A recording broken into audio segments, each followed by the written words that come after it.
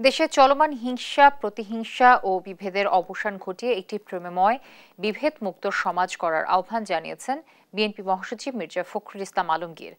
বুধবার দুপুরে ঠাকুরগাঁওয়ের একটি শিক্ষা প্রতিষ্ঠানে শিক্ষক শিক্ষার্থীদের সঙ্গে মতবিনিময়কালে তিনি একথা বলেন। মির্জা ফখরুল বলেন, 1971 সালে গণতান্ত্রিক রাষ্ট্র গঠনের লক্ষ্য ছিল, যা থেকে অনেক দিন বঞ্চিত ছিল মানুষ। এখন নতুন বাংলাদেশ গড়ার সুযোগ এসেছে। পরে বিএনপির মহাসচিবকে সম্মাননা স্মারক তুলে দেন শিক্ষকরা।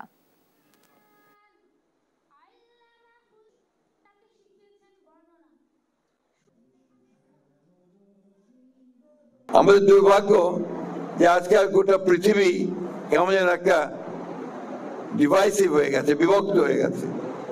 হিংসা, প্রতিহিংসা, হানাহানি, এটা গোটা পৃথিবীময় চলছে।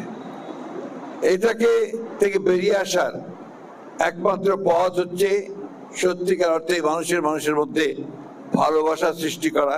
আমাদের ছেলেমেয়েরাই তাদের বুকের তাজা রক্ত দিয়ে আমাদেরকে নতুন একটা সুযোগ তৈরি করে দিয়েছে।